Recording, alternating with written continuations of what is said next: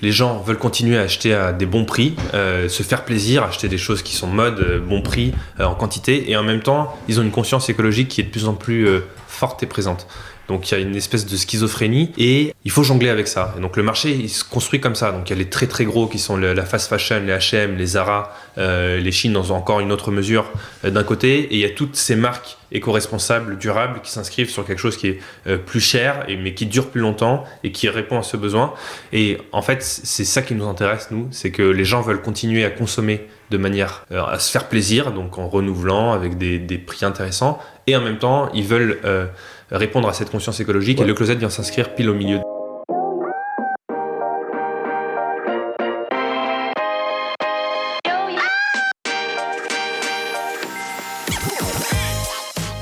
Bonjour et bienvenue parmi les Digital Doers, votre podcast source d'inspiration pour les acteurs de l'innovation. Ce programme est coproduit avec Comexposium pour l'événement incontournable qu'est le One-to-One Retail e-commerce de Monaco. Je suis Cyril Duplessis, acteur du changement dans le digital depuis plus de 20 ans. Je donne ici la parole aux personnalités de notre écosystème en France. Qu'ils soient prestataires, annonceurs, marques, retailers ou pure players, ils sont des acteurs engagés dans leur business et l'innovation fait partie de leur quotidien. Source intarissable d'inspiration, je vous propose une conversation dynamique et sincère pour vous donner accès à leur retour d'expérience, leur vision et leur analyse sur les tendances et les perspectives marché. Depuis juillet 2019, les Digital Doers rassemblent des témoignages uniques et de grande qualité directement accessibles ici même, mais aussi sur les chaînes partenaires. En effet, je produis et anime des chaînes de podcast pour compte de tiers, c'est-à-dire pour des prestataires de services, du retail et du e-commerce. Le concept est simple, inviter un prospect à venir discuter de votre problématique avec un expert maison dans une conversation tripartite. Vous êtes intéressé? N'hésitez pas à me contacter directement sur le site lesdigitaldoers.com ou via LinkedIn. En attendant, je vous souhaite une bonne écoute, toujours sans coupure. L'économie de l'usage contre celle de la possession, c'est un mode de consommation de plus en plus répandu aujourd'hui. Il semble naturel pour beaucoup d'entre nous d'utiliser un Vélib plutôt que d'acheter un vélo ou de louer une voiture plutôt que d'en faire l'acquisition. Cette tendance à la location a même débarqué dans l'électroménager, les meubles ou encore les œuvres d'art. Alors que nous achetons des vêtements en masse et que nous ne les portons pas toujours beaucoup, alors que l'industrie de la mode génère une importante pollution, pourquoi ne louerait-on pas une garde-robe ? Depuis 2014, c'est exactement ce que propose le Closet aux femmes. Le concept est assez simple, les consommatrices souscrivent à un abonnement mensuel pour accéder à un dressing de plus de 60 marques. Je ne vais pas dévoiler plus en avant le concept car j'ai le plaisir de recevoir ce cofondateur, Ralph Mansour. Nous l'interrogeons bien sûr sur le marché de la mode, les tendances de consommation, sur les changements en cours et donc sur les usages. Ralph nous expliquera en détail le concept de la proposition de valeur de Le Closet, comment l'entreprise adresse-t-elle le marché, comment s'est-elle développée et quels sont les projets futurs. Bref, notre invité répondra à la question que nous nous posons tous. Est-il simple de convaincre une femme de louer ses vêtements plutôt que de les acheter ? Nous finirons bien sûr par le thème de la relation client qui inclut les sujets, data, CRM, réseaux sociaux, acquisition et fidélisation. Mais avant de commencer, Ralph, pourrais-tu te présenter en quelques mots ? Bonjour, merci de m'accueillir pour ce podcast. Donc moi je suis Ralph Mansour, j'ai 32 ans, je suis papa de 2 enfants, je suis d'origine libanaise avec des parents qui étaient dans le retail entrepreneurs. Et j'ai créé le Closet en 2014 à la sortie de l'école. Donc j'ai fait une école d'ingénieur, je suis ingénieur de formation. J'ai fait quelques mois dans le conseil avant de me rendre compte que je voulais créer ma boîte, monter ma boîte dans la mode, dans le prêt-à-porter. Donc je me suis lancé dans l'aventure en 2014 avec un autre ingénieur, Quentin, donc qui n'est pas là aujourd'hui, et avec qui on a créé la boîte de toutes mains en 7 ans en partant de peu de moyens à 2 et donc ça a évolué, on a vu le marché évoluer, on a vu les tendances. Tu vas nous raconter tout ça, mais il y a un truc que tu me dis que j'adore et qui est forcément pas logique pour moi, mais qui l'est pour toi, on l'entend quand tu le dis. Tu viens d'une famille libanaise avec des parents qui ont une histoire Donc ils sont libanais, ok, mais ton histoire de retailer, si je comprends bien, c'est ça. Il y a une culture de la vente dans la famille. Quand on est ingénieur, on se dit qu'a priori, on n'est pas forcément attiré par la vente, le retail en général. Comment on fait la passerelle entre les deux? C'était quoi les études d'ingénieur en plus que tu as fait? C'est des études de BTP. Ouais, donc ingénieur BTP. Et en fait, non, ça s'est fait assez naturellement. Il y avait une envie qui brûlait de faire quelque chose dans l'entrepreneuriat déjà. On a vu les parents grandir, en grandissant, réussir là-dedans. Donc ça nous attirait. Ça avait l'air sympa. On a été baignés là-dedans, donc dans le commerce. Et en même temps, il y avait envie de faire quelque chose dans le prêt-à-porter, en se rendant compte que les modes de consommation... Et pourquoi tu avais envie de ça? T'avais quel âge quand tu venais d'être diplômé? Tu avais quoi, 23 ans, un truc comme ça? Ouais, en fait, ça commence même plus tôt. Moi, dès que j'étais en première année d'école, j'étais toujours en train de réfléchir au projet que j'allais lancer juste après l'école. Mais alors pourquoi tu as fait des études de BTP quelque part? C'est pas une école de commerce qui peut-être. J'étais bon en maths, bon en physique, j'ai fait une prépa. Après, la loi des concours fait que je me suis retrouvé dans une école spécialisée dans le BTP. Ça m'a plu, j'étais attiré aussi par le BTP. Quand j'ai dû réfléchir à mon projet concrètement, j'étais beaucoup plus attiré par ce secteur dans lequel je me suis lancé, qui était plein d'opportunités et qui était en pleine croissance. Donc est-ce que c'est juste de dire que finalement la motivation qui a été la tienne a été en partie drivée par l'histoire familiale? C'est vrai? Alors cette volonté entrepreneuriale, oui. Ouais. Et la mode? Et la mode, c'est fait par un mix de... J'ai aussi baigné un peu là-dedans parce que ma mère avait des boutiques de prêt-à-porter d'un côté. Et d'un autre côté, il y avait un sentiment que ça bougeait. Il y avait des belles opportunités qui se créaient. C'était un secteur qui était en train de se renouveler et donc qui avait envie de se jeter à l'eau là-dedans. Très bien. Quand tu lances finalement ton business, j'ai compris très peu de temps finalement après avoir été diplômé. Tu fais un passage dans le conseil, t'en sors assez vite. Quelques mois. Quelques mois, c'est quasiment pas de... Voilà, c'est juste pour confirmer que tu avais bien envie de faire... de suivre une carrière d'entrepreneur. Ouais. C'était le temps de trouver la bonne idée, créer la structure, etc. On va y revenir. Qu'est-ce que tu as l'impression qui peut te manquer pour devenir entrepreneur quand tu sors d'une école ou de quelques mois de conseil, là, enfin, après finalement avoir reçu ta formation académique, est-ce que tu as l'impression qu'il y a des sujets avec lesquels tu es moins à l'aise? En fait, ce qui m'a permis de me lancer, c'est une grande naïveté. Si on commence à mettre... on va faire une grille de compétences de ce qui nous manque pour réussir sa boîte, on est cuit. Donc moi je pense que ce qui m'a aidé, c'est que j'étais encore trop jeune pour me rendre compte de tous les défauts que j'allais avoir et donc je les ai découverts avec le temps. Sans les défauts, mais ce qui est intéressant, c'est que tu t'es finalement associé avec un autre ingénieur. Absolument. Il était dans la même école que toi? Alors non, Quentin, c'est un centralien. En fait, on a commencé à travailler ensemble parce que lui, il était encore dans ses études pour le coup et il cherchait un projet simplement pour valider son diplôme parce qu'il faisait un master entrepreneurial là-bas et il se trouve qu'il n'avait pas de projet. Il se trouve que moi j'avais un projet et que j'étais tout seul. Il est venu me voir, je lui ai dit bon bah si tu veux viens bosser avec moi. Comment vous êtes rencontrés? C'est un ami d'amis. Okay. Voilà. Okay. Donc il est venu et je lui ai dit de commencer à travailler avec moi s'il voulait valider son projet, le temps de faire son année et après il ferait ce qu'il voudrait et on n'avait pas pour ambition de s'associer. Ça s'est tellement bien passé, on a tellement réussi à délivrer sur des choses concrètes dans la boîte qu'on a complètement oublié le mode de fonctionnement qu'on avait ensemble, les deals qu'on avait ensemble et assez naturellement on s'est tapé dans la main, on s'associe, on a fait 50-50 très vite et on est parti sur la boîte. Donc ça s'est fait de manière très naturelle. D'accord, merci pour cette précision. Je reviens sur ma question, sur ce qui te manque au sens... c'est lié à la question qui suivait sur ton associé. Souvent on se dit... du moins, j'ai été témoin souvent d'un ingénieur qui va aller s'associer avec plutôt un profil commercial ou marketing, sans qu'ils aient mis véritablement des lacunes dans des cases versus des forces dans une autre colonne.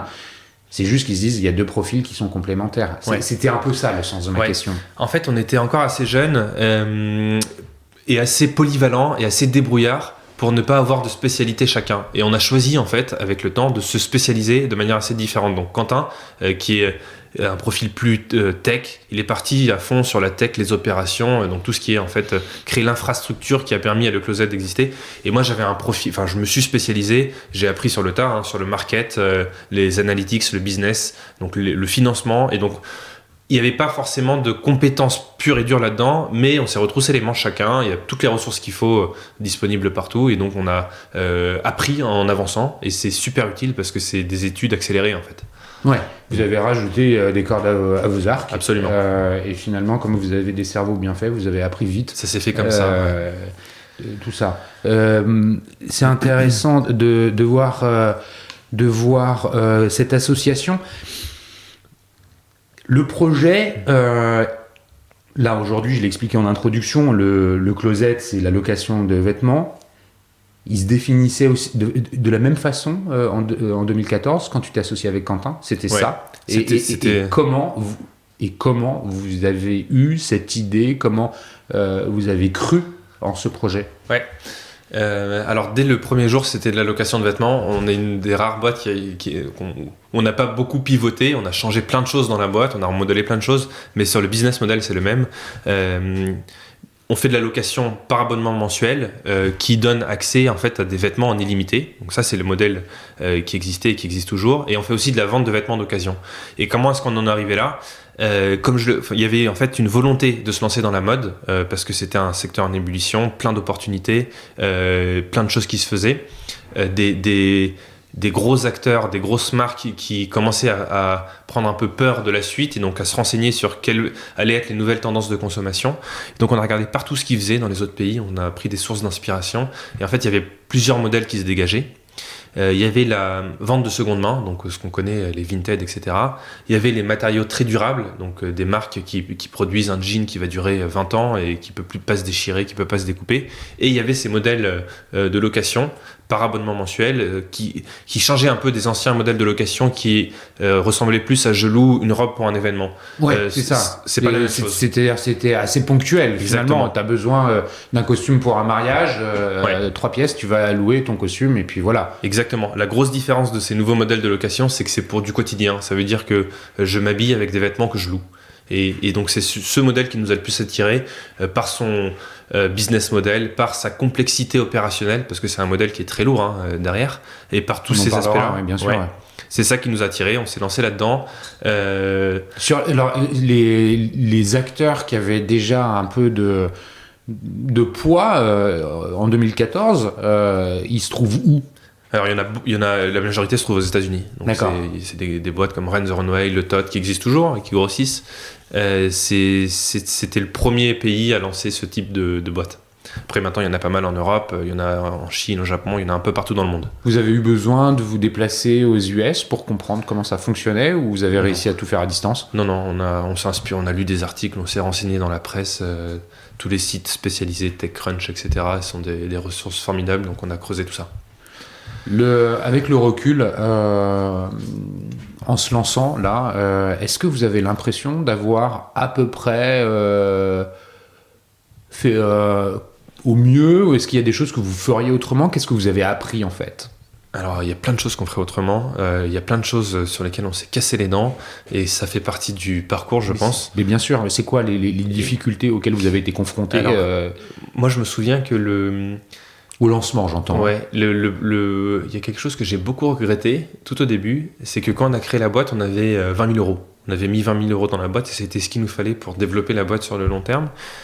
Et en fait, j'avais fait quelque chose que je recommande à personne de faire maintenant et que je referai plus, c'est que j'avais mis une grosse partie de l'argent à développer un outil, un site qui permettait d'assurer la logistique, les opérations et le côté client, où j'avais brûlé la moitié de la somme en payant quelqu'un qui le faisait, et en fait qui était produit par les fruits de mon cerveau, donc très théorique. Et il se trouve qu'il n'y avait pas encore d'abonnés, il n'y avait pas encore de logistique, il n'y avait pas encore d'opération. Et le jour en fait où on a eu les premiers abonnés, on s'est rendu compte que la théorie qu'on avait pensée, c'était à côté. C'était pas exactement... T'as un exemple en tête ? Ouais, j'ai plein d'exemples en tête. La manière de... Je sais pas, il y a une abonnée qui arrive sur le site qui s'abonne. J'avais prévu des outils pour aller préparer sa commande. Donc c'était il y a telle commande qui arrive, il y a telle commande qui arrive, il y a telle commande qui arrive. En fait, il se trouve que le site était fait pour aller faire une commande par une commande, et en fait, c'était infaisable dans les opérations parce que ça marchait pas. Il fallait prendre un vêtement là-bas, aller chercher un autre vêtement là-bas, etc. Et donc ça tournait pas bien. Et donc on a mis à la poubelle cet outil, et Quentin nous a refait un bel outil qui était fait à la main pour le coup, Excel, sur lequel on a construit petit à petit. Et en fait, c'était une des plus grosses erreurs, je pense, c'est ne pas théoriser, ne pas prévoir les besoins, mais plutôt répondre aux besoins quand ils viennent petit à petit, et construire sur la base de besoins réels plus que de besoins potentiels et prospectifs qui sont le fruit du cerveau, aussi intelligent soit-il. Ça marche pas. En tout cas, ça n'a pas marché avec nous. Et donc construire au fur et à mesure que on ressent le besoin. Et donc c'est comme ça qu'on a fait. Donc c'était une belle erreur qui nous a beaucoup appris, parce que toute la suite, c'était une des valeurs de la boîte qu'on a mis dans la boîte. Et on a réussi à construire en fait sur la base de besoins réels, et donc construire des briques petit à petit, qui fait que maintenant on a un outil qui est formidable, qui a pas été construit en avance pour répondre aux besoins, mais qui est arrivé avec le temps. Et du coup, ça veut dire qu'il est évolutif. Oui, parce que maintenant, du coup, c'est développé. Il y a une équipe de développeurs maintenant qui ont un fonctionnement qui est leur. Finalement, c'est l'expérience en fait. Ton type, c'est dire faut quand même construire sur un peu d'expérience, pas sur rien. Valoriser le retour d'expérience. C'est ça. C'est construire sur un vrai besoin palpable, et pas sur un besoin qu'on pense exister. Merci pour cette présentation. On sait un peu mieux maintenant qui tu es, comment tu as fait. Je vais pas aller plus loin pour comprendre la suite de l'histoire de Le Closet. On va y arriver après. Avant ça, je voudrais qu'on s'attarde un moment sur le marché. On est en 2022, fin 2022 bientôt. Les choses, et tu l'as dit déjà en 2014, s'inscrivaient dans un changement, cette industrie. On en parlait avant d'appuyer sur le bouton enregistrement. Il y a eu des prises de conscience au niveau des consommateurs qui ont changé. On n'a plus envie de consommer exactement de la même façon, mais en même temps, il y a des comportements un peu schizophrènes, entre autres sur les générations Z, les nouvelles générations. Si on parlait du cas de Chine, ce fameux acteur chinois qui propose de l'ultra fast fashion cheap.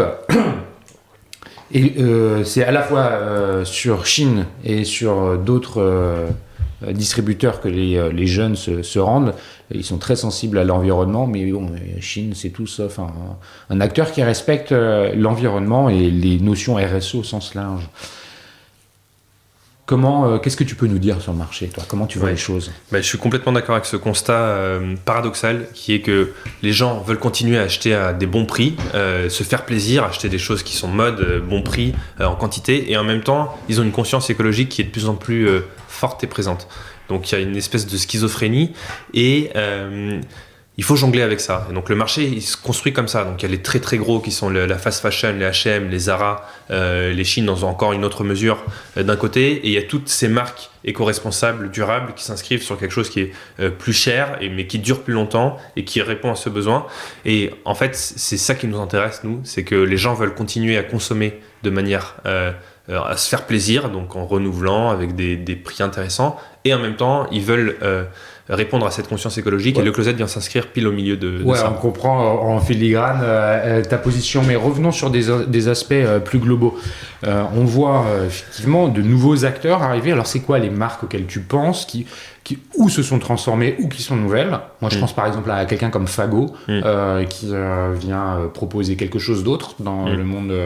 Alors c'est la mode masculine, mais voilà, il y a une notion environnementale, RSE, même de recyclage qui est fort. Donc il y a ces nouvelles marques. Il y a alors les existantes, les historiques, les H&M, les Zara, et comment elles changent. Et puis il y a les autres circuits mode de vente circulaire finalement, avec les plateformes type Vinted qui permet à un particulier de revendre ses vêtements.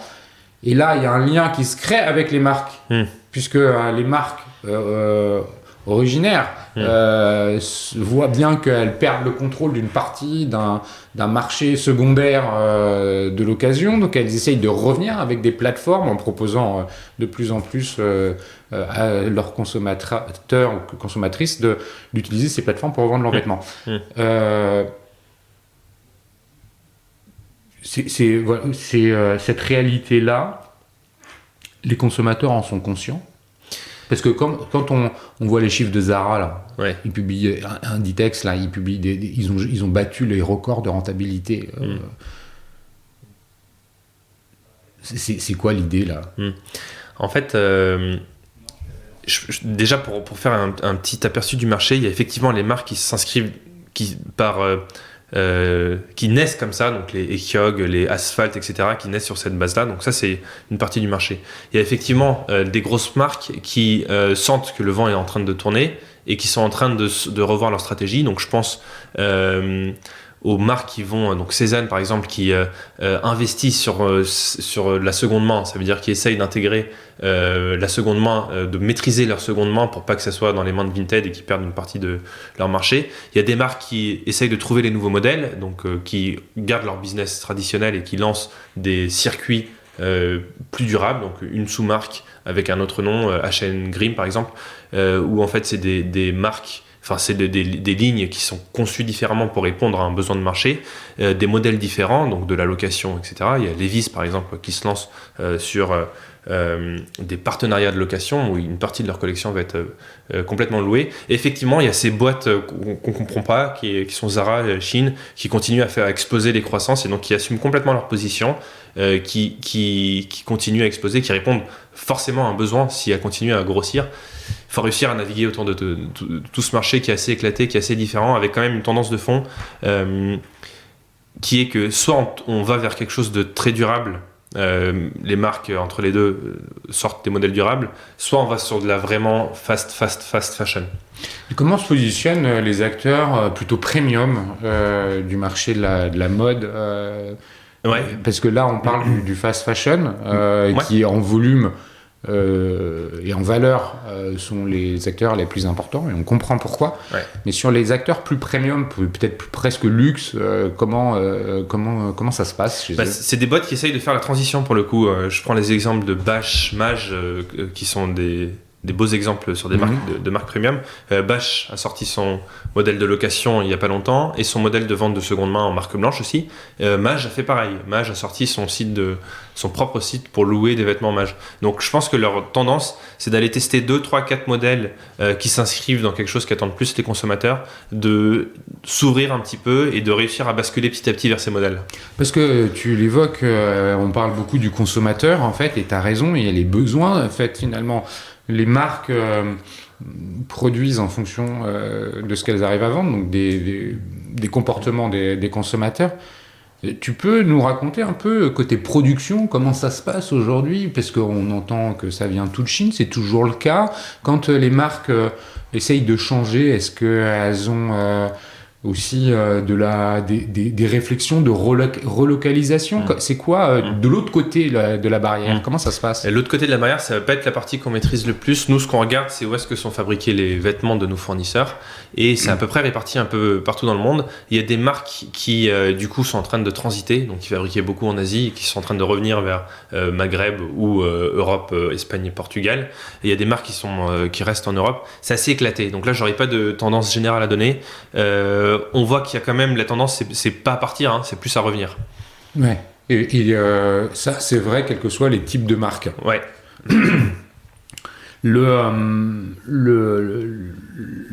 Comment dire, le consommateur aujourd'hui, il a à la fois des comportements schizophrènes, enfin on l'a dit tout à l'heure, la génération Z qui achète chez Shein dans l'ultra fast fashion et en même temps qui cherche à avoir de l'impact dans ses consommations. Mais tous les autres, moi je suis pas dans la génération Z, j'ai des enfants qui y sont, mais c'est quoi les autres comportements d'achat? Comment les consommateurs perçoivent un peu dans les autres catégories d'âge les changements qui sont en cours? Par exemple, qu'est-ce qui aujourd'hui loue chez toi? Et nous, ceux qu'on va intéresser, ça va être une cible déjà de gens qui travaillent. Donc, on n'a pas d'étudiants ou de Gen Z. C'est plus des gens qui travaillent, donc urbains plutôt, entre 25, 35, 40 ans. Assez urbains, donc dans les villes, mais répartis un peu partout en France et en Belgique et au Luxembourg. Qui en fait veulent se faire plaisir, donc c'est quelque chose qui est assez commun, donc ils veulent pouvoir renouveler, les limiter ça leur plaît, et en même temps ils ont cette conscience écologique. Donc si on leur demande pourquoi est-ce que vous vous abonnez chez Le Closet, les deux grosses valeurs qui ressortent, c'est un, se faire plaisir, renouveler, et deux, cette conscience écologique, je veux consommer de manière un petit peu différente. C'est les deux choses qui ressortent, et c'est exactement, je pense, vers ça qu'il faut tendre. C'est qu'il faut avoir une logique de consommer mieux, en réussissant à trouver des modèles qui permettent de continuer à se faire plaisir. Et donc, toute la subtilité de trouver le bon curseur. D'accord. La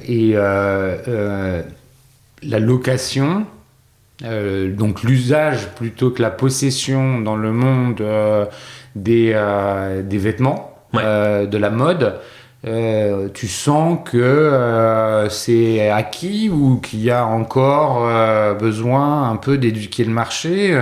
Comment ça se passe parce que et d'ailleurs on devrait en parler. Tu t'adresses aux femmes, mais pourquoi pas aux hommes? Est-ce que ça veut dire qu'il y a une différence de comportement entre des consommatrices et des consommateurs par rapport à la mode, par rapport aux enjeux environnementaux dans la mode? C'est quoi le... Déjà, entre le moment où on s'est lancé en 2014, où pour le coup la location, c'est peut-être 2 personnes sur 3 qui nous disaient louer, non jamais, et maintenant où c'est plus 1 personne sur 5 qui nous dit louer jamais, ça a évolué de manière considérable. Ça veut dire que c'est en train de changer sur ce mode de consommation spécifique grâce au travail de plein d'acteurs, pas que sur la mode d'ailleurs, hein, sur d'autres verticales. Donc il y a une évolution qui se fait de manière assez naturelle où les gens sont beaucoup plus prêts à louer leur garde-robe pour le quotidien. C'était le cas en 2014, mais beaucoup moins. Et donc là, ça évolue dans le bon sens, de manière assez puissante et partout en Europe. Donc c'est plutôt quelque chose de positif pour nous.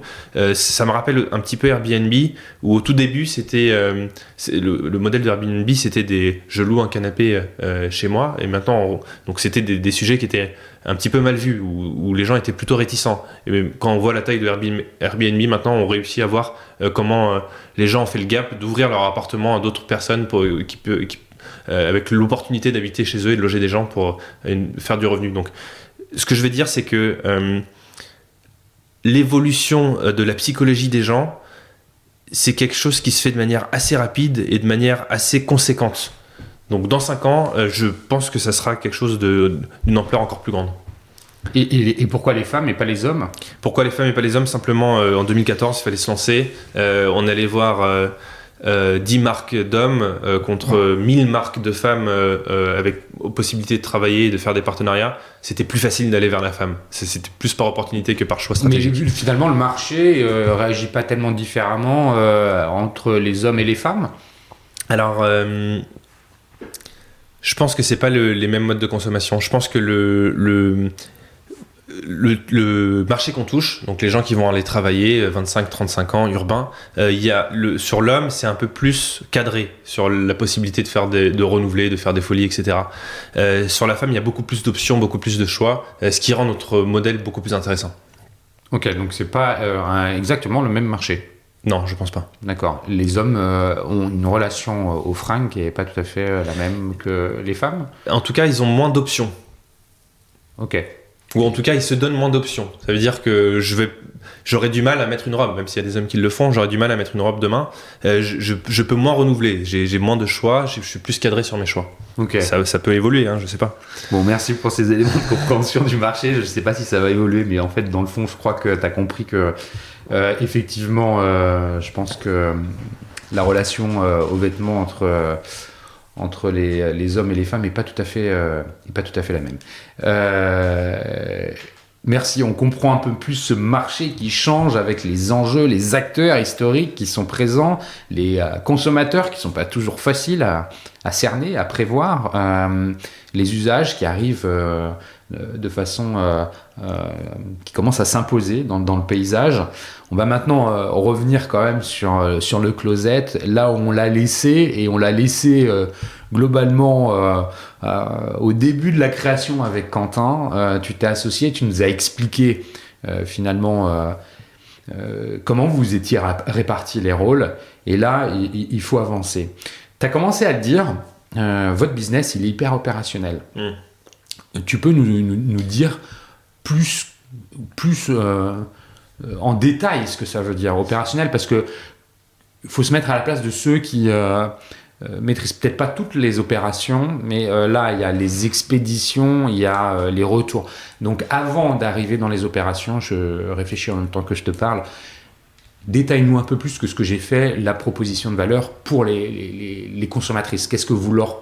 C'est un abonnement, il y a différents abonnements, il y a combien de pièces, comment elles peuvent faire pour retourner, comment ça fonctionne, quoi. Un côté front office quelque part. Du coup, nous, ce qu'on propose, ça va être de la location et de la vente de seconde main, donc pour les femmes, sur une 60aine de marques.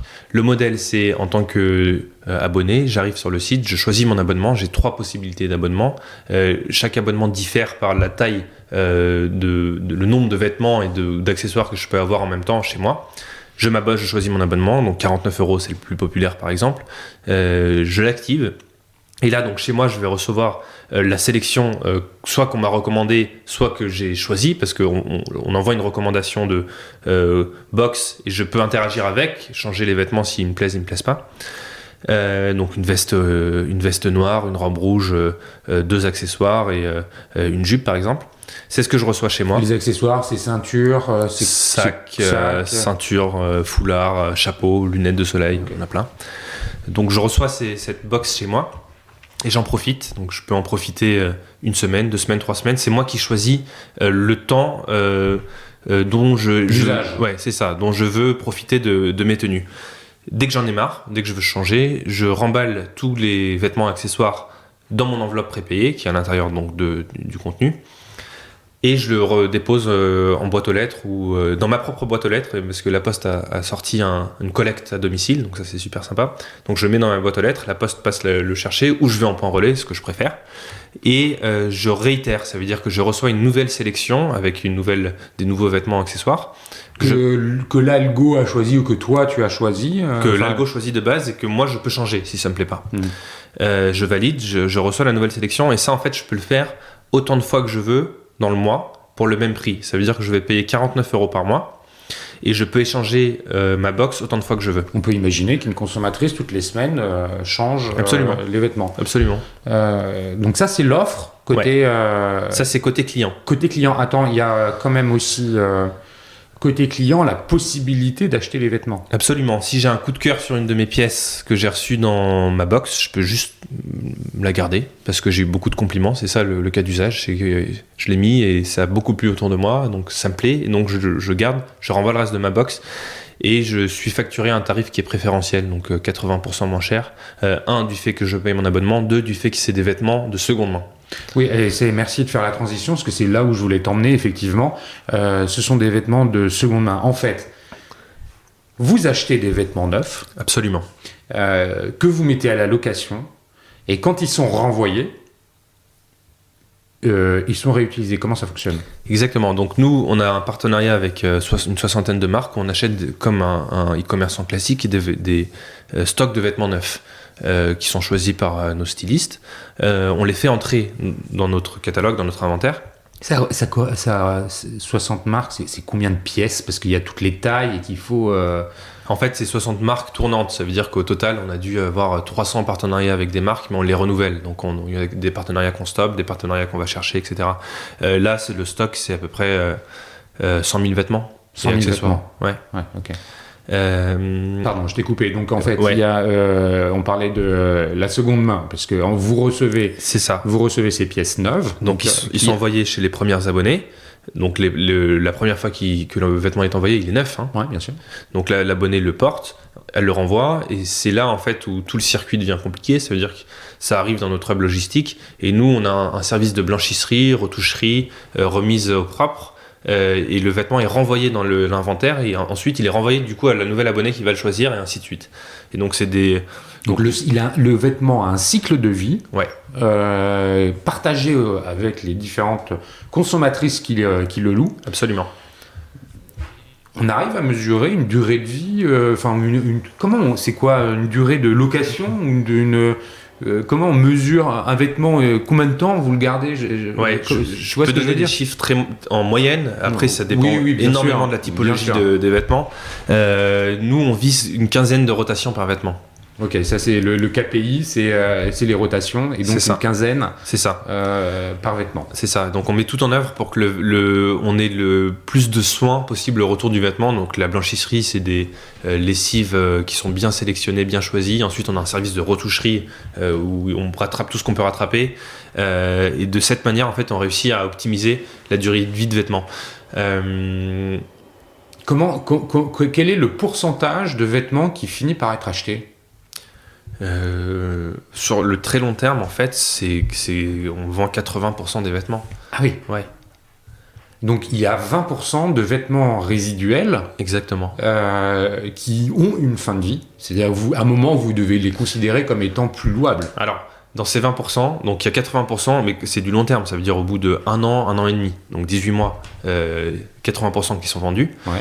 Et du coup 20% qui se découpent en des vêtements qui sont sélectionnés pour être très durables, donc les basiques, des jeans avec des matériaux très durables. Donc cela continue à tourner, ça correspond à peu près à 5% des 20%, enfin 5% sur 20%. Du total, donc il reste 15%. Ouais, 5 points, voilà. Ouais.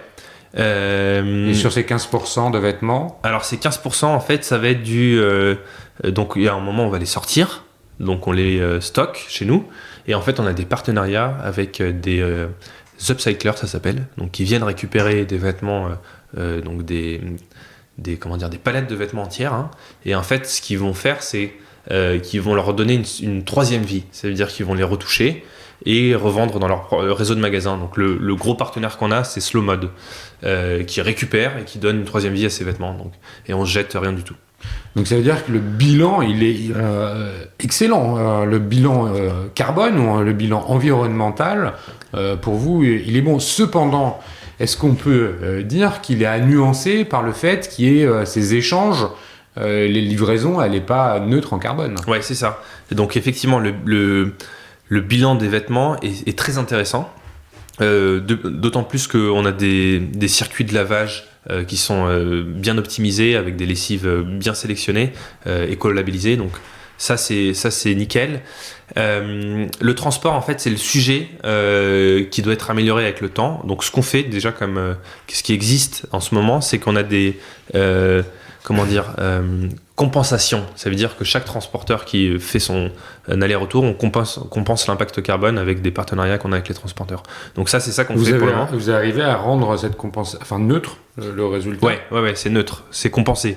Après, on peut toujours faire mieux que compenser, ça veut dire qu'on peut... ne pas produire. C'est ça. Et du coup, en fait, ce que les transporteurs sont en train de... Parce que c'est les premiers touchés par ces bilans carbone, sont en train de basculer vers des flottes de plus en plus électriques qui, en France, du coup, est moins... là, vous êtes tributaire des transporteurs pour baisser la production carbone du transport. Non, parce qu'en fait, il y a déjà sur le marché des offres de transport électrique. Donc vous choisissez dans la mesure du possible ceux qui ont un bilan carbone le moins élevé possible. C'est ça. Ça veut dire que nous, dans notre dispatch, on a l'opportunité d'aller plus vers ça. Et donc là, actuellement, c'est pas 100% du dispatch, mais ça monte petit à petit. Et surtout, chez les transporteurs, l'offre aussi monte petit à petit. Donc ça veut dire que les prix sont en train de s'équilibrer. Donc ça va devenir de plus en plus facile d'aller vers ça. Donc le modèle tend vers un impact carbone qui va être de plus en plus intéressant.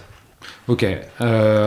Si tout n'est pas parfait actuellement, effectivement. Bon, alors merci pour ces informations sur ce que vous offrez en fait à vos consommatrices. Il y a d'ailleurs un sujet femme enceinte dans l'offre, j'ai vu sur le site, parce Absolument.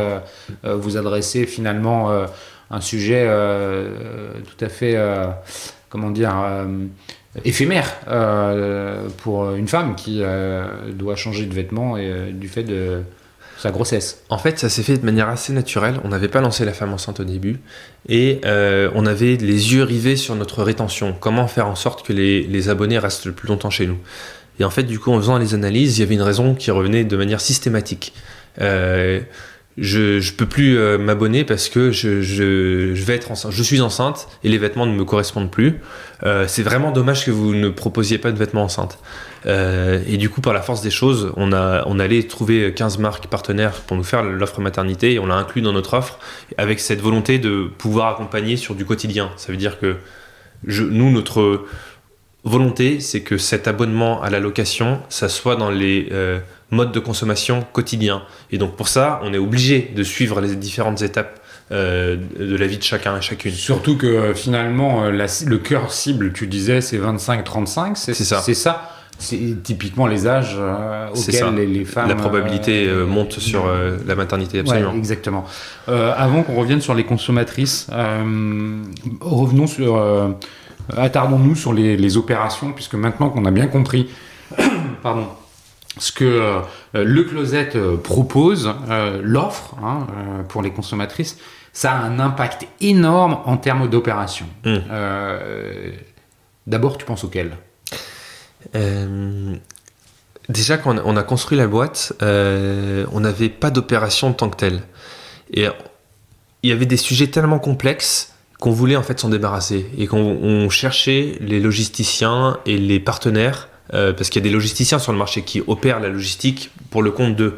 Donc on cherchait ce type d'acteurs et personne ne réussissait à maîtriser un circuit aussi complexe parce que personne n'avait développé les outils parce qu'il y avait trop peu de marché. La complexité, elle se trouve dans les échanges quotidiens avec vos consommatrices. C'est ça. Ce que personne ne maîtrisait, c'est cet aspect de...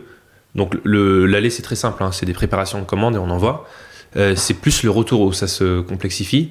C'est que je renvoie une commande et donc il faut faire des batchs avec toutes les commandes qu'on reçoit chaque jour. Et il faut réussir en fait à avoir un process optimisé de tri de vêtements, intelligence blanchisserie pour pas les abîmer, pour que les bons vêtements aillent avec les bons vêtements, que les machines tournent, retoucherie pour les vêtements qui ont un petit accroc parce qu'on peut pas se permettre de mettre à la poubelle n'importe quel vêtement parce qu'il y a un bouton qui est tombé alors que c'est faisable de le rattraper, sinon notre modèle tourne pas et en plus notre modèle n'a plus de sens écologique. Donc blanchisserie, retoucherie, remise à disposition du stock et après c'est reparti. Mais donc toute cette complexité, c'était dans ce mécanisme de je trie les vêtements, je les mets, j'ai un process optimisé de blanchisserie, un process optimisé de retoucherie et je les remets en stock. Et personne ne savait faire ça sur le marché de manière complète. Et du coup, on a dû, par la force des choses, à chaque fois qu'il y avait une courbe de croissance un peu forte, mettre à jour nos opérations pour pouvoir réussir à délivrer ce type de... Donc aujourd'hui, vous avez internalisé tout ça. C'est ça. Vous avez même un entrepôt à vous. C'est ça. Pendant longtemps, en fait, on bougeait d'entrepôt régulièrement à chaque fois qu'on grossissait. 2019, on commençait à avoir un volume plus industriel et plus intéressant. Parenthèse, attends, je te laisse reprendre après, mais pour avoir une idée sur les volumes, justement, aujourd'hui, c'est combien de commandes, c'est combien de clientes, juste pour qu'on ait une idée. On traite à peu près 1 million de vêtements dans notre entrepôt. C'est-à-dire qu'il y a 1 million de vêtements qui transitent dans notre entrepôt par an, pardon. Oui, bien sûr. Ouais. Et ça a combien de clientes ? Alors, c'est 30 000 clientes abonnées et plus abonnées qui ont des closets chez elles ou qui sont entre deux closets. Ok, merci. Voilà, c'est juste pour mesurer un peu les enjeux logistiques, parce que c'est vrai que les volumes viennent rendre la complexité des opérations plus forte. Ouais. Et encore, on fait 1 million de vêtements. Ça veut dire que l'ambition, elle est croissante avec le temps. Donc les opérations, vous avez votre entrepôt. C'est ça. 2019, du coup, jusque de 2014 à 2019, on change d'entrepôt régulièrement parce que on grossit tout simplement et il faut aller plus de surface pour les stocks, etc. 2019, on fait un volume industriel et suffisamment intéressant et on investit massivement dans un outil logistique. Ça veut dire qu'on achète un terrain, on fait construire un entrepôt et on installe des machines dedans. Donc le projet termine en 2021. En 2021, on bascule dans ce nouvel entrepôt et là maintenant, en fait, on est dans un entrepôt qui fait 4000 m² environ et sauf qu'il est super optimisé avec des machines de partout et avec une capacité où on peut faire x10 dans le futur en termes de traitement des vêtements. La logistique, il y a Le stockage des vêtements, j'essaye d'imaginer comment, parce que je connais un peu les sujets, mais quand on achète des vêtements neufs, le fabricant, il les a mis sous pli, ils sont emballés, et donc ils sont prêts à être expédiés. C'est sur des racks, et puis on va faire le picking dans les racks, des vêtements sous blister. Hein, globalement, c'est un peu ça. Mais quand on fait de la loc, on n'est plus sur cette dimension-là. Un chemisier, vous le repliez ou pas? Est-ce que c'est sur cintre? Comment faut imaginer l'entrepôt? Alors le circuit neuf, en fait, donc on a des cartons qui arrivent avec tous les vêtements neufs, donc ça, c'est classique. On ouvre chaque pièce et en fait on tag chaque pièce. Ça veut dire que chaque pièce, on lui accole un identifiant unitaire. Donc ça, c'est une opération manuelle, hein, où il y a un opérateur qui prend le vêtement, qui l'ouvre et qui met la pièce. Ensuite, on stocke tout sur des cintres, donc pendus sur des cintres. Donc c'est des grandes lignes de racks métalliques avec des cintres dessus, tous les vêtements. Et ensuite, en fait, on a des machines qui viennent collecter les vêtements pour les envoyer dans des trieurs pour faire les commandes, et après ça part. Donc un opérateur qui plie le vêtement à la main. Donc quand il y a une cliente qui passe une commande de 3 vêtements, 2 accessoires, donc il y a l'opérateur après le tri qui reçoit ces 3 vêtements, 2 accessoires et qui les plie à la main, qui les met dans les enveloppes d'expédition qu'on envoie, et qui les met dans des chariots, et la poste récupère. Et de l'autre côté, en fait, c'est donc des enveloppes qui reviennent avec des vêtements en vrac, sales. Donc il faut les ouvrir une par une. Donc ça, pareil, c'est un opérateur qui l'ouvre, qui trie la robe blanche avec le pantalon blanc, avec toutes les catégories, le rouge avec le rouge. Et ça passe ensuite dans des machines. C'est pas des machines classiques, hein, c'est des énormes machines industrielles. Ouais, on lave les vêtements dedans. Après, ça sort et ça passe dans ce qu'on appelle des tunnels de défroissage. Donc c'est des espèces de longs tunnels de 20 mètres de long où le vêtement rentre d'un côté, froissé, sur cintre, et il ressort défroissé de l'autre côté. Toujours sur cintre. Ouais. Et donc il est entreposé sur cintre. Ouais, et il est finalement plié au moment où la commande est préparée. Absolument. D'accord, donc ça c'est... Merci pour cette précision. Ça donne aussi une idée concrète des opérations telles que vous le vivez réellement. D'ailleurs, tu parlais des enveloppes. C'est des enveloppes en carton. Non, tu disais que c'est réutilisable. C'est quoi l'idée en fait? En fait, on a bougé. Au début du modèle, c'était des cartons avec des enveloppes plastiques dedans. Donc, quand je recevais le carton et je renvoyais mes vêtements, donc je jetais le carton et je renvoyais mes vêtements dans les enveloppes plastiques qui étaient à l'intérieur. À force de sonder les abonnés, de nous remettre en question, on s'est rendu compte que ça générait trop de déchets. Du coup, on a tout remplacé par des enveloppes en tissu noir réutilisable où l'allée c'est le même contenant qui fait le retour. Donc la consommatrice reçoit son enveloppe. On parle d'enveloppe, mais enfin ça doit faire une certaine taille quand même. Ouais. C'est du 30 par 40 cm par 4-5 cm de haut, mais donc en tissu, qui doit être costaud, j'imagine, pour ne pas subir de dommages durant le transport. Elle garde cette enveloppe, qui doit être, j'imagine, on doit pouvoir y glisser une feuille pour le bon de retour. Absolument. C'est ça. Il y a un petit encoche, on glisse l'enveloppe retour. En fait, il y a l'allée dedans, ça arrive, et donc la cliente, elle met le retour par-dessus, elle fait son retour, et ça revient chez nous. Et après, le tissu passe aussi dans notre blanchisserie, donc il y a un tas de pochettes vides, et après, c'est réutilisé du coup comme les vêtements pour l'abonné d'après. Ok, donc ça, c'est super clair. Dans les opérations, effectivement, elles sont d'abord logistiques, et il y a aussi le sourcing. Finalement, comment vous faites ce sourcing? Puisque vos clientes, tu parlais de rétention, et on va venir justement sur la relation client, elles restent aussi parce qu'elles y trouvent les vêtements qu'elles aiment.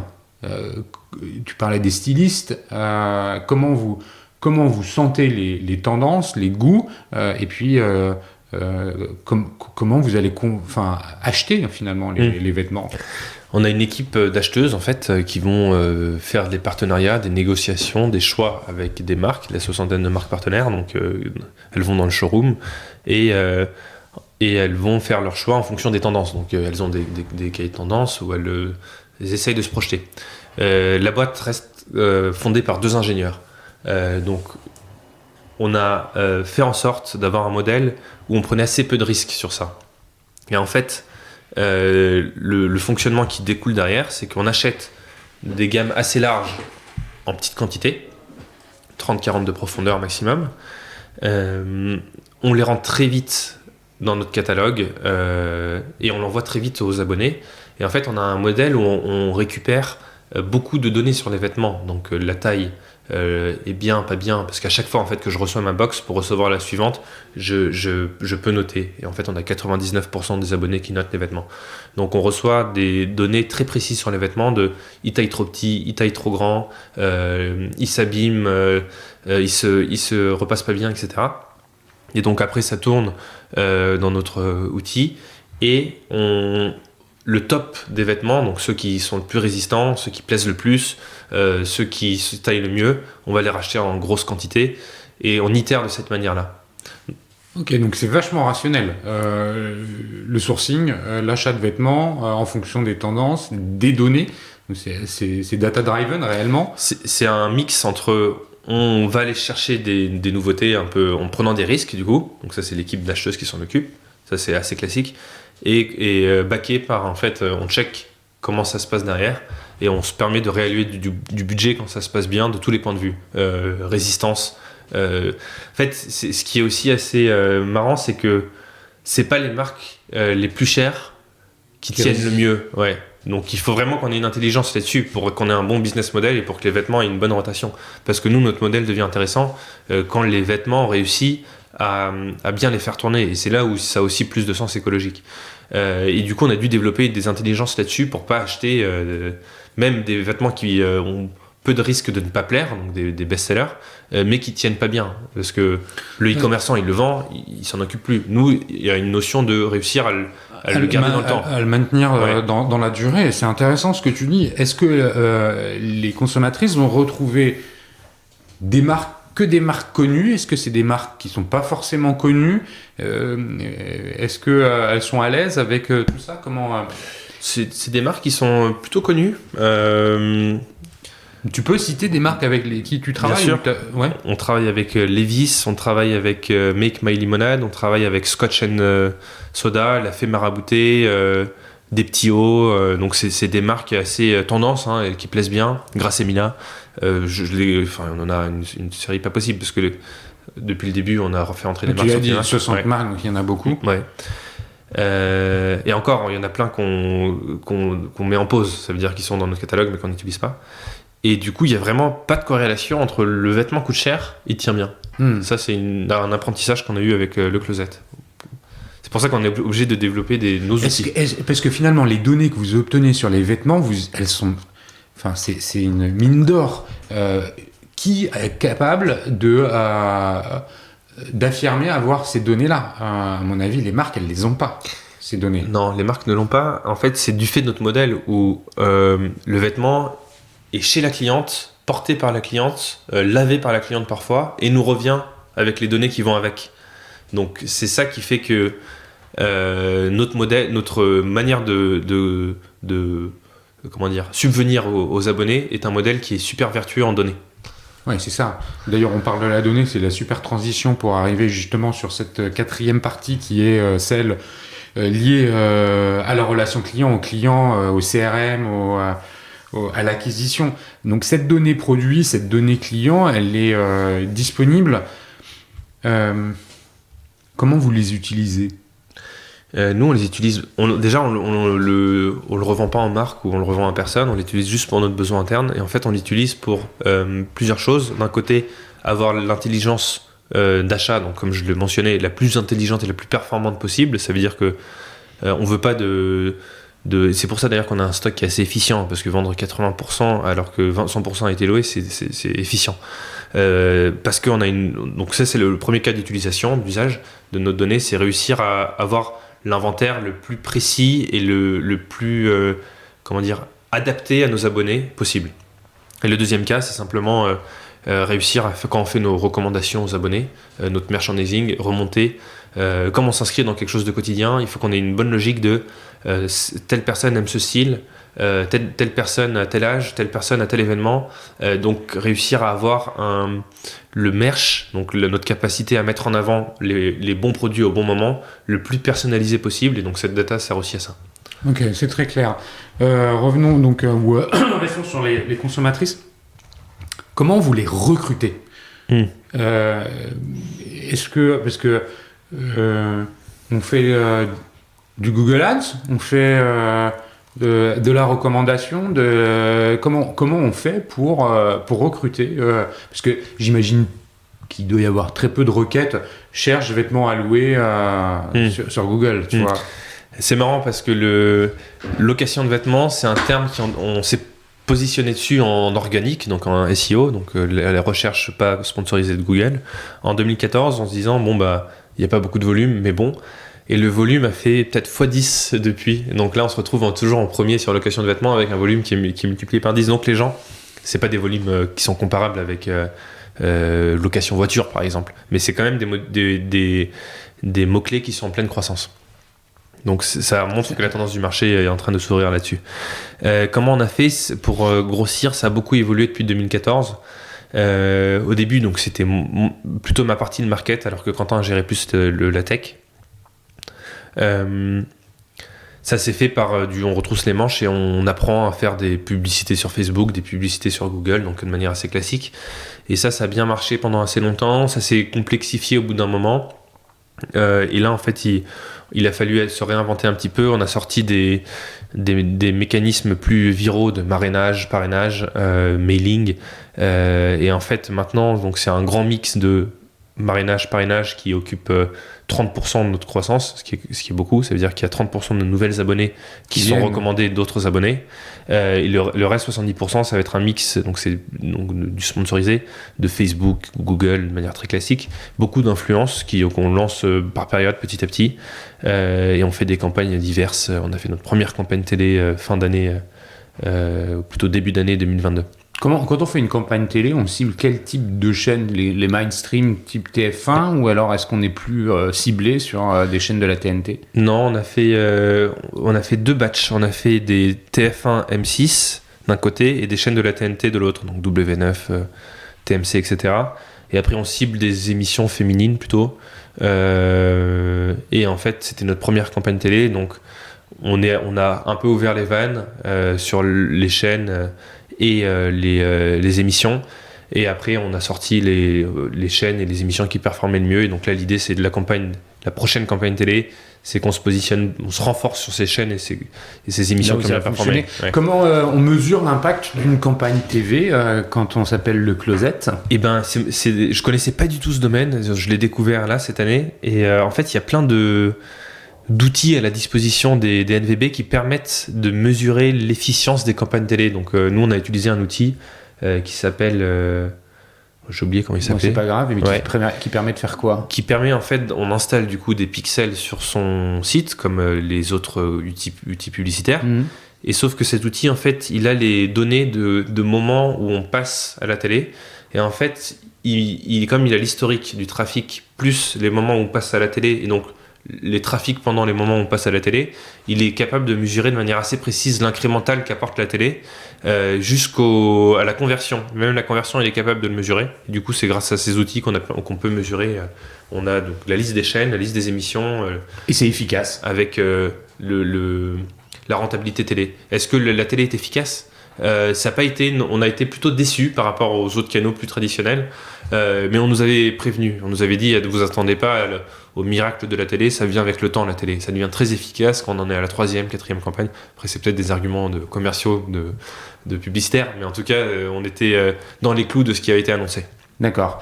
Les réseaux sociaux, l'influence, c'est un sujet que vous utilisez depuis longtemps c'est un canal d'acquisition ancien? C'est pas un canal d'acquisition ancien, c'est quelque chose sur lequel on s'était positionné il y a longtemps, qu'on avait un peu lâché et qu'on reprend plus récemment. C'est un canal qui marche bien, c'est juste que on a eu du mal à l'aborder du bon angle. Ça veut dire que c'est un canal, en fait, il y a un savoir-faire qu'on n'a pas réussi à dénouer complètement, et du coup, maintenant on se fait accompagner par des agences pour le faire. C'est-à-dire pour choisir les bons influenceurs? Le bon ton avec les influenceurs, le bon suivi, parce qu'il faut aussi leur offrir des produits, leur mettre à disposition des produits, la bonne manière de fonctionner avec ça. On n'a pas réussi, en fait, à trouver un fonctionnement où on était capable de sortir ce canal à échelle industrielle. Ça veut dire on était capable de faire du bidouillage, mais pas aller tellement plus loin, c'est ça? C'est ça. Alors que sur Facebook, Google, là, on est capable d'aller beaucoup plus vite, beaucoup plus loin. Les réseaux sociaux qui peuvent être particulièrement efficaces pour vous, c'est quoi? C'est Insta, c'est TikTok, c'est quoi? C'est Insta, ça a été longtemps Facebook, ça l'est beaucoup moins. Ouais. Insta, beaucoup. Google. TikTok, on se positionne dessus plus récemment. Ça prend plutôt bien. Et c'est à peu près tout en tant que réseaux sociaux. Ok. Et donc l'idée, c'est derrière de convaincre finalement l'audience de souscrire à un abonnement. Déjà de créer un compte, c'est quoi il y a différents niveaux. Il y en a qui créent le compte mais qui n'ont pas encore pris l'abonnement. Ouais. C'est ça? Bon, en fait, il y a plusieurs campagnes qui tournent en même temps. Il y a des campagnes dont l'objectif c'est de convertir à l'abonnement. Et dans ce cas, ces campagnes vont être très directes sur c'est sans engagement, c'est illimité. Si ça vous plaît pas, vous vous arrêtez. Plus moins 10% sur le premier mois. Ça, c'est une partie des campagnes. Et une partie des campagnes qui est plus sur le lead. Donc, qui vont être orientées un petit peu différent. De venez vous inscrire, prenez le temps, etc. Et après, du coup, le lead, il y a tout un travail de CRM qui est fait pour réussir à convertir le lead en abonné. Justement, parce que vous avez forcément une base de données, tu parlais de 30 000 tout à l'heure, mais qui sont actives. Vous avez une base de données plus large de non-actifs. Est-ce que ça, c'est un vivier? Est-ce que c'est une réserve, en fait, que vous pouvez réactiver, que vous essayez de réactiver? C'est des campagnes de réactivation qui sont dédiées à ces consommatrices? Oui, il y a toute une logique de CRM où il y a les mails qu'on fait aux abonnés, qui sont plus dans l'expérience, la fidélisation. Et il y a toutes les mails qu'on fait aux gens qui ne se sont jamais abonnés, les leads, qui sont plus sur venez essayer, c'est sans engagement, c'est limité. On met en lumière les atouts de notre modèle. Et il y a toutes celles qui sont désabonnées, effectivement, qui sont abonnées un jour et qui ne sont plus abonnées. Et donc ça, c'est des logiques différentes de essayer de comprendre pourquoi elles sont désabonnées dans la segmentation et essayer de répondre à leurs attentes en disant... s'il y en a une qui s'est désabonnée parce que le temps, ça arrive, le temps entre deux commandes était trop long, on met en avant que depuis 2021, on a un super entrepôt qui tourne bien et maintenant, il ne faut plus attendre entre deux commandes. Donc, on essaye de segmenter. C'est quoi le temps entre deux commandes? On a des métriques de suivi là-dessus. Entre le moment où on a la notif et le moment où ça doit partir de chez nous, il faut qu'il se passe moins de 15 heures. Ah oui, c'est hyper rapide. C'est hyper rapide. Tu parlais justement des comptes dormants, entre guillemets, je ne sais pas comment vous les qualifiez, mais qui ne sont pas actifs. Est-ce que pour les réactiver, vous arrivez avec la data à activer des campagnes de remarketing auprès de ces cibles? Sur des plateformes tierces? Ouais. Ça, c'est des choses qu'on teste. Donc ce sujet, je ne sais pas celui que je maîtrise le plus. Mais effectivement, il y a des budgets qui sont alloués sur nos bases de données. Comment est-ce qu'on va essayer de les recibler ailleurs? Donc, on a essayé avec Criteo, mais là, c'est plus avec Criteo. Mais, il y a d'autres acteurs que je pourrais on pourra en parler après. Je ne vais pas leur faire leur pub, mais que je connais effectivement. Écoute, Ralph, merci beaucoup pour tous ces éléments d'explication. J'espère que vous tous qui écoutez avez aussi découvert finalement une autre façon de faire du business qui est somme toute très vertueuse, cette nouvelle façon, l'usage au détriment de la possession pour le monde de la mode, des vêtements. Merci à vous tous qui écoutez, vous êtes toujours plus nombreux et ça fait très plaisir. Merci aussi à Comexposium, l'éditeur de l'événement One-to-One Retail e-commerce de Monaco, la grand-messe qui réunit tous les décideurs de l'écosystème retail e-commerce, pour son support pour cet épisode. Et puis surtout, Ralph, un grand merci à toi d'être venu prendre la parole, nous donner tous ces éléments d'explication pour plus d'une heure maintenant de conversation. Merci beaucoup pour l'enregistrement et l'accueil. À bientôt. À bientôt. Ralph.